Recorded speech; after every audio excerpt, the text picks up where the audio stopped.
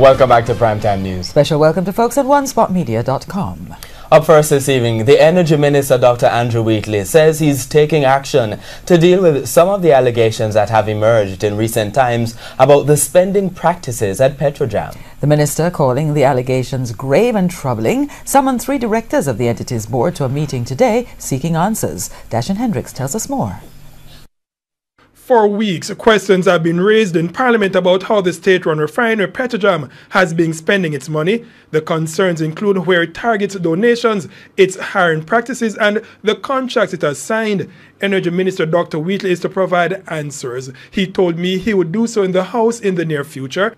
But ahead of that, he says he is taking action. So far, 3 board members, Chairman Dr. Percival Baudou Singh, and the directors Richard Curry and Harold Malcolm, were summoned to a meeting on Friday. Dr. Wheatley said his decision to AAC chairman must answer the questions before he's able to preside over any future sittings of the parliamentary committee. Bashan Brown, TVJ News. So Wickham McNeil is on the phone to answer those allegations. First, Dr. McNeil, please answer this question. Is it true that during your tenure as tourism minister, your sister earned millions as part of the administrative staff of the tourism ministry, and that will be between 2002 to 2007? No, absolutely not. And I think these allegations are spurious, and the only thing that I'm sorry about is that Senator Samuda made them under the cover of Senate. Look, I think, and I can only think because I have no idea what he's alluding to, that he's trying to speak about my sister, who has worked with me for the last 15 years in the constituency, being my campaign manager. She's my CDF officer. And when I have been in government, she has been my political appointment as assistant, as everyone has. And as a matter of fact, those appointments as senators, as assistants, are at the discretion of the ministers. And the day, if I resign on a Thursday, by 5 o'clock her work is finished. And Senator Samuda knows these things. So let's just clarify there. First, she was your assistant during 2002 to 2007, but you're saying she did not rack up the amount of that large bill that you're talking about. Yes, I just want to go one step further. I'm saying in that time, to my certain knowledge, I don't think she has ever taken a trip in the ministry. So this thing of racking up millions is just throwing mud. And I realize that what happens is anytime you start to uncover things, like when Dr. Campbell started to talk about Cornwall Regional, they start to find some personal attack to try and deter you. Nothing like that, and nothing untoward has taken place. All right, now he also said, is it true that a relative of yours is a director of a travel agency that secured all the travel bookings of the tourism ministry while you were minister? And again, I have no family member that is a director of any travel agency. No family member that's a director. And I go a step further. All procurement is done by the permanent secretary, all travel procurement. And I go a step further. Today, in the Gleaner, the Ministry of Tourism put out something indicating that all travel by ministers and anybody is done by the permanent secretary and the staff of the ministry. So to come and say this now, as I said, is throwing mud. And I'll go a step further and say this. This, I think, is coming because of all the things that are being uncovered in the Ministry of Tourism, in the Ministry of STEM, Science, Technology, etc. And I, as a chairman of PAC and as a member of Parliament, will continue to do my job without fear or favor. Thank you so much, Dr. Wickham McNeil, chairman there of the Parliament's Public Administration and Appropriations Committee. Doreen? And our top story today, Energy Minister Dr. Andrew Wheatley summoned 3 Petrojam board members to a meeting as questions continue about the entity's spending policy. And still ahead is... The Senate on Friday made changes to the Public Procurement Act, apart from improving access to seeks to prevent corruption. On Friday, government senators outlined some of the measures to be implemented. 25G prohibits the splintering of a single procurement into separate procurements to avoid the threshold requirements or approval limits under the Act. Heads of procurement entities are required to ensure that this does not occur, Mr. President. And this is a serious issue. The splintering of single procurement into separate procurement is now expressly prohibited here. Transparency, in my humble opinion, ensures better quality of public services, encourages competition, fair competition, builds public trust, and ultimately secures development outcomes.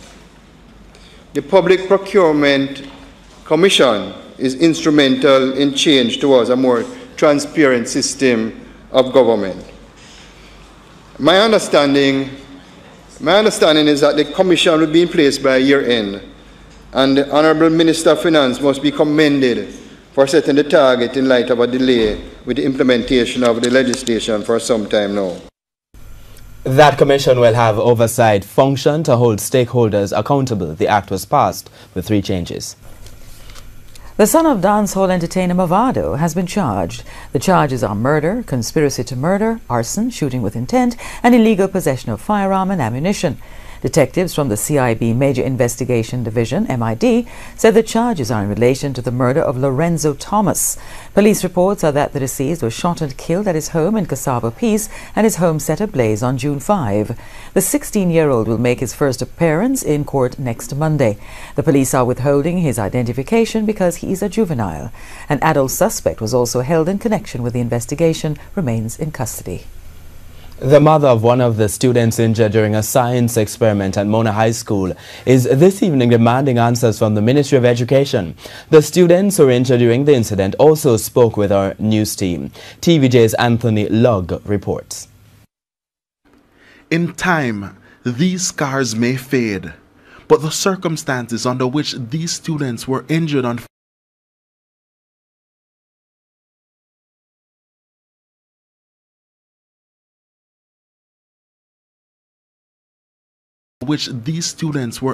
February 22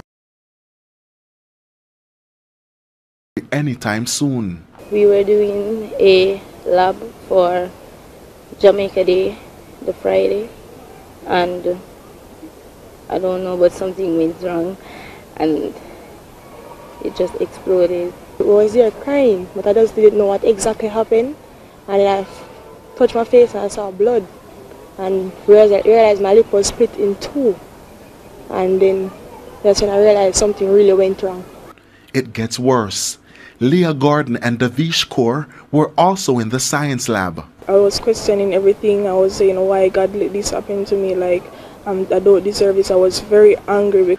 The students were quickly rushed to the nearby University Hospital of the West Indies. They said Britannia was in an accident. I was like, what kind of accident? Did you want to tell me? Because I didn't. As Carney never want me to have a panic attack. So I was like, get to the point, get to the point. I was getting like real upset. Get to the point, please, get to the point. And he said, she's at the University Hospital. She then rushed to the hospital, but not before encountering challenges. Our friend bring a bag with blood and stuff on it, and I was like, whose blood is that?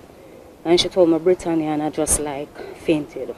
By the time she regained consciousness, Yolanda's mind was on one person, her daughter. Where's my daughter? Where's my daughter? I need to see my daughter.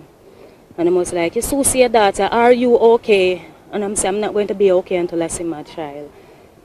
And them take me into the room.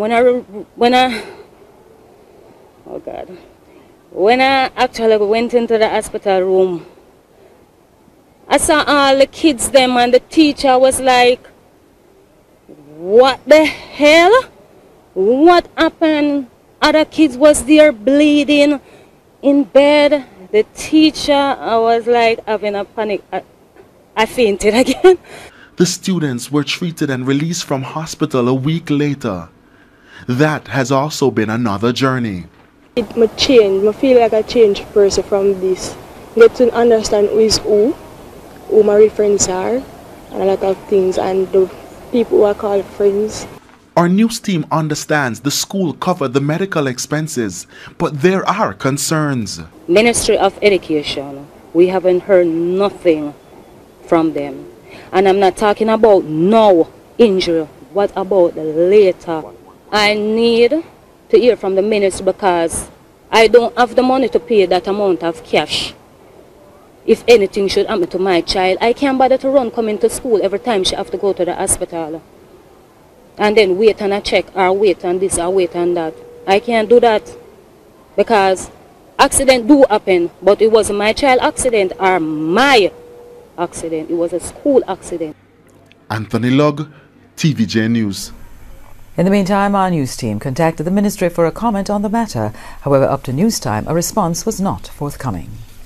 The police in St. James are warning businesses against disregarding curfews which were imposed during the state of emergency. At yesterday's sitting of the St. James Municipal Corporation, it was revealed that not everyone is complying with the order. TVJ's Janella Pursues reports.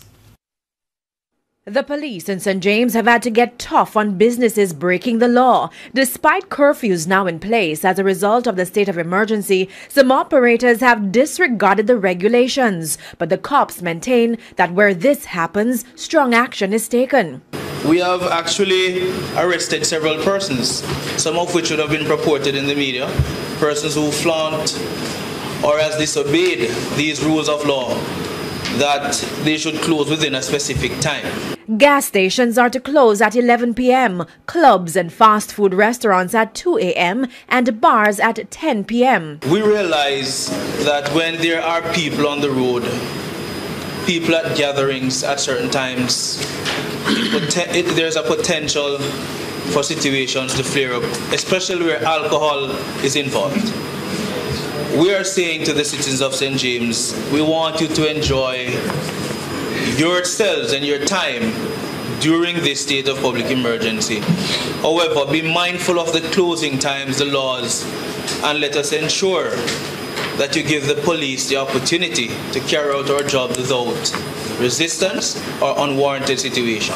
According to the police, this time last year, criminals were running amok in St. James. Referring to statistics, Deputy Superintendent of Police Kevin Francis noted that 147 persons had been killed. However, since the state of emergency to date, the number of murders stand at 47. 85 persons less are dead today, and there is a reduction of 64.4%. State of emergency aside, he added that the police are also involved in crime prevention initiatives in volatile areas. Janella Precious, TVJ News.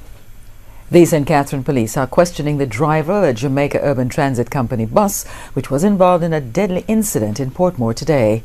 Reports indicate the bus, which plies a Gregory Park route, was traveling along Meadowvale when a student was killed after he fell through the door. TVJ's Kalisha Williams reports.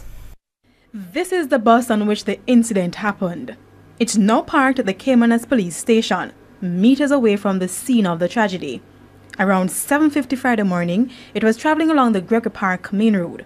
It stopped to pick up passengers, but immediately after they boarded the vehicle, driver drove off the bus.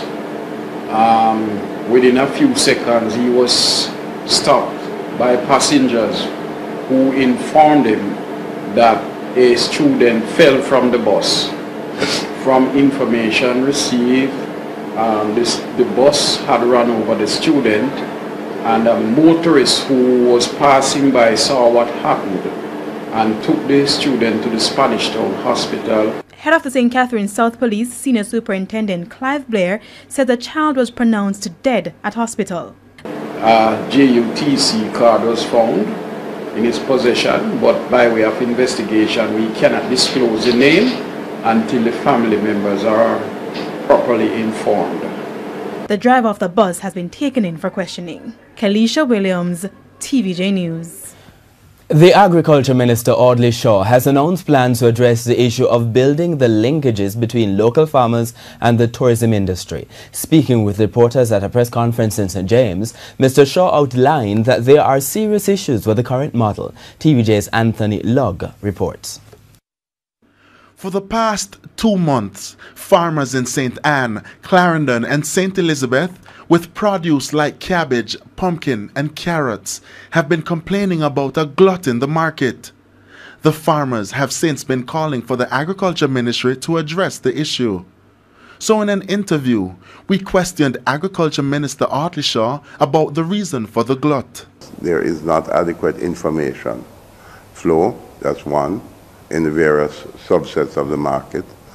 Number two, we don't have adequate material and reliable linkages between what we are producing locally and what is consumed, for instance, in the tourism industry.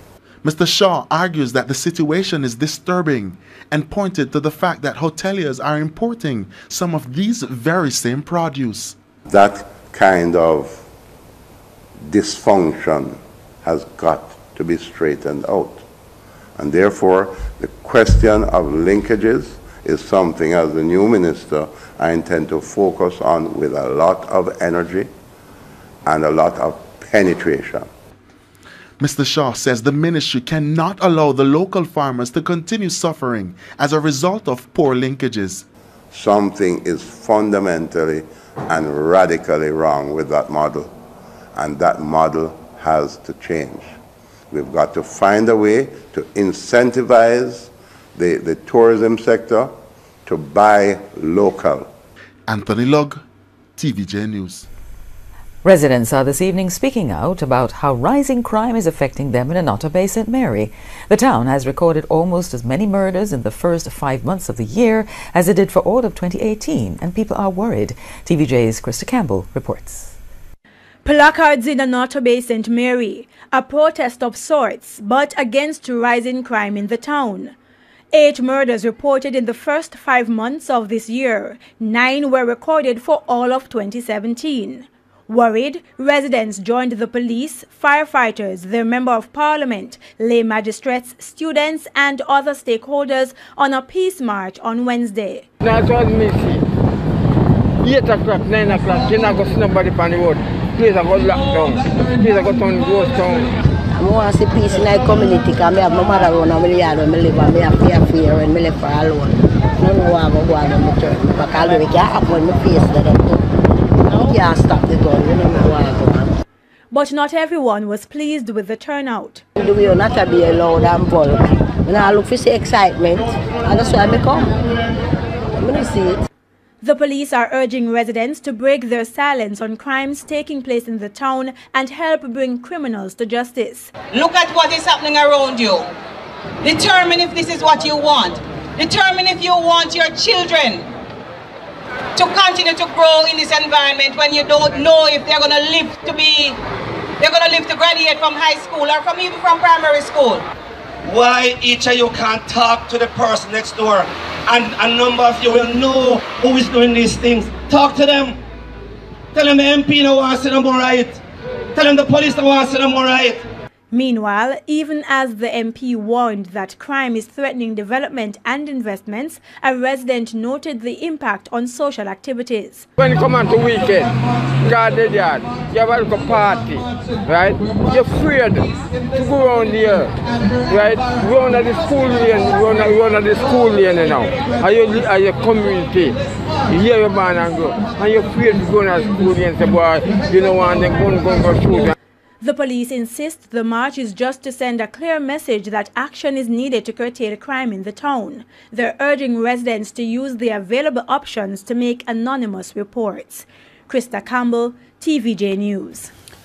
In a follow-up to a story carried this week, this evening we want to show you more of what takes place in front of the St. William Grant Park in downtown Kingston. It's become a place where many reside, and not just those who were recently burnt out along King Street. People were living there from months and years before.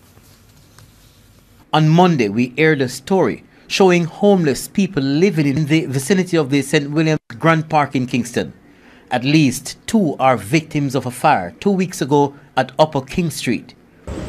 Now, the interesting thing is that the 5 victims aren't the only ones who sleep in this very area. Under this very tarpaulin lies a mother, her 13-year-old son, and 3-year-old daughter. They sleep right here every night. And she gets up very early in the morning to start selling her Gleaner and Star. One could never tell this is home for all 3. Althea Emmanuel says She ended up on the street because she could no longer afford to pay rent. Her living arrangement is nothing near comfortable. It's a hard road to travel, and it's not comfortable for me. And actually, because I have no other way, I join the rest of people. I don't like it, but I join it with them. Because when I ask for help, people think that I am just pretending. Her bed is a cardboard under tarpaulin. Only days ago, she rushed her children to hospital for medical attention. One is 3 years old, the other 13. Miss Emmanuel sells newspaper for a living, but the profit is small. From it, she saves to complete the board structure she has been building for years. Her children are schooled as well from the little she earns. They don't attend regularly, especially when funds are tight or absent. I don't leave them up. I am there with them 2 to 4, and I'm not giving up on them. Anything I go through, I will go through with them. Because I have my one and only son, I don't want to give up on him and him turn gunman, thief, or turn problem to people. In this area, more signs of desperation. Ramon Donaldson, confined to a wheelchair with elephantitis, is well known around here. Ramon says 5 years ago, he was hit down by a car and another ran over his leg, which needs to be amputated. He says he was put out of his house after he was released from hospital. Now he begs on the street. The help that I need is...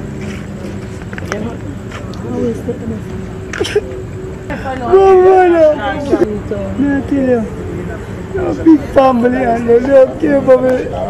They don't care for me and my sister, my brother. Oh Father, my father turning back against me.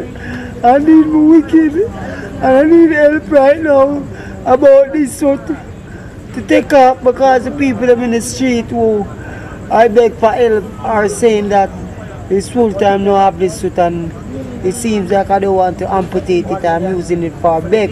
Ramon is supported by people on Chancery Street who helped him with accommodation to freshen up. Kirk Wright,